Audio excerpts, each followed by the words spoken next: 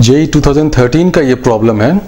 To non conducting spheres of radii r1 and r2 and carrying uniform volume charge densities plus rho and minus rho respectively are placed such that they partially overlap as shown in the figure.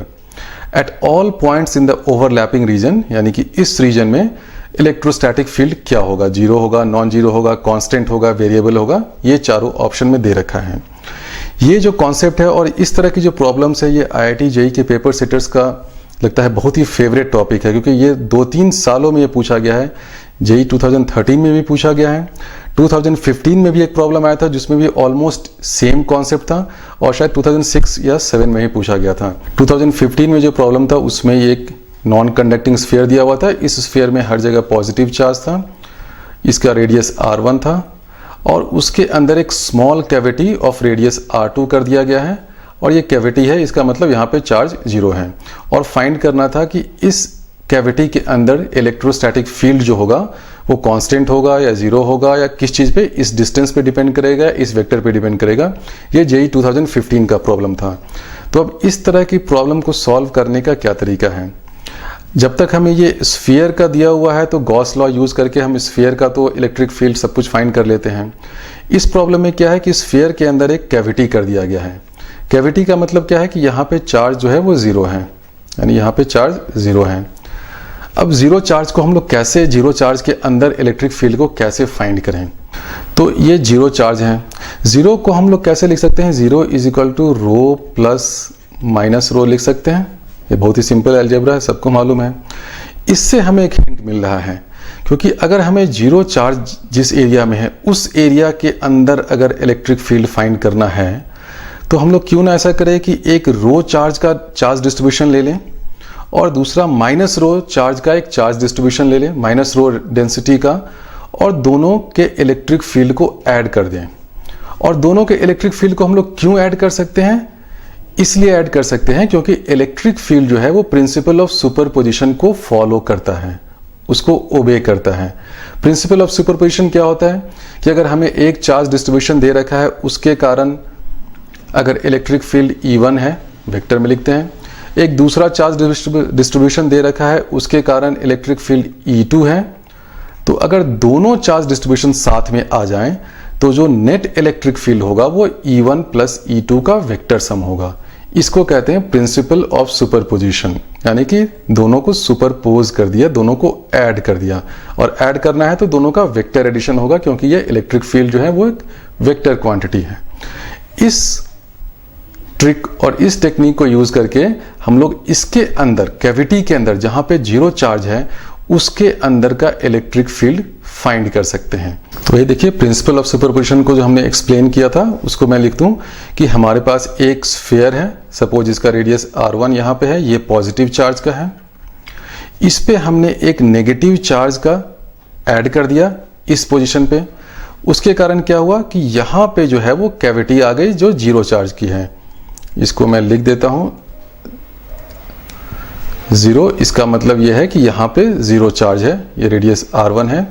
तो इस positive charge वाले sphere की electric field find कर लें, इसका find कर लें, दोनों को ऐड कर दें, तो कैविटी के अंदर का जो एरिया है उसके अंदर क्या इलेक्ट्रिक फील्ड होगी वो हम फाइंड कर सकते हैं प्रिंसिपल ऑफ सुपरपोजिशन से। अब ये स्फेरिकल चार्ज डिस्ट्रीब्यूशन है, इसके अंदर कोई आर्बिट्ररी रेडियस r पे इलेक्ट्रिक फील्ड क्या होगा, ये कैसे फाइंड करेंगे? बहुत ही सिंपल है, गॉस लॉ से, क्योंकि ये स्फेरिकली सिमेट्रिकल चार्ज डिस्ट्रीब्यूशन है। हम गॉस लॉ को यूज करके किसी भी पॉइंट r पे इलेक्ट्रिक फील्ड क्या होगा वो गॉस लॉ से फाइंड कर सकते हैं। तो अब सपोज हमें किसी भी आर्बिट्ररी रेडियस r पे अगर इलेक्ट्रिक फील्ड निकालना है तो क्या करेंगे? यहाँ पे एक गॉसियन सरफेस बना देंगे, ये रेडियस r पे है, ये एक गॉसियन सरफेस हो गया। E dot d equal to q enclose by epsilon nought. E क्योंकि ये स्फेरिकल सिमेट्रिकल डिस्ट्रीब्यूशन है तो E कांस्टेंट होगा, तो E को हमने इंटीग्रल से बाहर ले लिया। इंटीग्रल dA क्या हो गया? E इंटू 4πr², क्योंकि ये सरफेस एरिया 4πr² है, into Q enclose by epsilon not. अब इस गॉसियन सरफेस के अंदर क्यू इनक्लोज क्या हो जाएगा? रो इंटू 4/3πr³, ये हो गया। अब ये E हो जाएगा डिवाइड बाई 4πε0r², तो E is equal to rho by 3ε0r। ये हर टेक्स्ट बुक, फिजिक्स की टेक्स्ट बुक में ये चीज़ सॉल्व किया रहता है कि अगर आपको एक स्फेरिकल चार्ज डिस्ट्रीब्यूशन के अंदर, inside that spherical charge distribution, अगर आपको इलेक्ट्रिक फील्ड फाइंड करना है तो वो इलेक्ट्रिक फील्ड होता है E is equal to rho by 3 epsilon not R। अगर आप मैं इसको वेक्टर फॉर्म में लिख दूं तो ये हो जाएगा E is equal to rho by 3 epsilon naught vector R। जो यहाँ पे वेक्टर R जो है क्या है, वो सेंटर से लेके उस पॉइंट का जो पोजीशन वेक्टर है वो वेक्टर R हो गया। अब इस फॉर्मूला को यूज करके हम लोग फाइंड करेंगे कि कैविटी के अंदर क्या इलेक्ट्रिक फील्ड होगी। तो इलेक्ट्रिक फील्ड हमने लिख लिया है, वो होता है रो बाई 3 एप्सिलॉन नॉट R, जो R पोजीशन वेक्टर है। तो अगर ये सपोज हमारा एक आर्बिट्ररी पॉइंट है जहां पे हमें इलेक्ट्रिक फील्ड फाइंड करना है इस कैविटी के अंदर, ये देखिए ये सारा पॉजिटिव चार्ज है, यहाँ पे जीरो चार्ज है। अब ये जो है वो सेंटर इस क्वेश्चन में दे रखा है कि ये O है और ये सेंटर जो है ये P है स्मॉल कैविटी का। तो ये जो पोजीशन वेक्टर ऑफ R क्या हो जाएगा, तो इस पॉजिटिव चार्ज के कारण इलेक्ट्रिक फील्ड क्या हो जाएगा, वो हो जाएगा रो बाई 3 एप्सिलॉन नॉट R। इसको मैं लिख देता हूं विथ रिस्पेक्ट टू O दिखाने के लिए RO कर देता हूं। जो नेगेटिव चार्ज डिस्ट्रीब्यूशन है उसके कारण क्या हो जाएगा, माइनस हो जाएगा क्योंकि नेगेटिव है, minus rho by 3 epsilon not R। मैं इसको P लिख देता हूं क्योंकि ये इलेक्ट्रिक फील्ड जो है, जो पोजीशन वेक्टर है वो विथ रिस्पेक्ट टू P, जो सेंटर ऑफ द कैविटी है उसके रिस्पेक्ट में है। इन दोनों को आप ऐड कर दें तो टोटल इलेक्ट्रिक फील्ड क्या हो गया, is equal to rho by 3 epsilon not R naught minus RP। अब ये vector R naught minus vector RP है क्या, वेक्टर R नॉट मैंने इसको डिनोट किया है, यानी position vector of this arbitrary point with respect to centre O, और वेक्टर RP मेरा ये है। और सपोज ये वेक्टर OP जो है दोनों के सेंटर को कनेक्ट करता हुआ वेक्टर है, तो आप लिख सकते हैं ना कि vector R naught is equal to vector OP, यानी O से P जाता हुआ एक वेक्टर प्लस वेक्टर RP। ये क्या है, सिंपल सा एक वेक्टर एडिशन का रूल है, रूल ऑफ ट्राइंगल्स। क्योंकि ये तीन वेक्टर्स हैं, ये आपका जो पोजीशन वेक्टर था विथ रिस्पेक्ट टू ये O, तो हमने इसको RO लिख दिया। तो this vector that is the blue vector is equal to this plus this, तो RO is equal to OP plus RP। This blue vector is equal to this plus this, तो RO minus RP क्या हो जाएगा, vector OP हो गया। तो इसको मैं लिख सकता हूं is equal to rho by 3 epsilon naught vector OP, यानी कि इस जो बड़े वाले स्फीयर के सेंटर से लेके जो कैविटी का जो सेंटर है उसका जो पोजीशन वेक्टर है OP, इलेक्ट्रिक फील्ड जो है वो टोटल उसी पे डिपेंड करेगा। तो 2015 का जो लास्ट ऑप्शन था उसमें ये दे रखा था कि electric field the magnitude and the direction it depends only upon vector OP, यानी कि इसको उस क्वेश्चन में इसको वेक्टर A से डिनोट कर रखा था। तो ये इलेक्ट्रिक फील्ड क्या हो जाएगा, electric field is equal to rho upon 3 epsilon naught vector A। Vector A मेरा है O से P को कनेक्ट करता हुआ वेक्टर, यानी कि इस कैविटी के अंदर इलेक्ट्रिक फील्ड जो है वो कांस्टेंट होगी।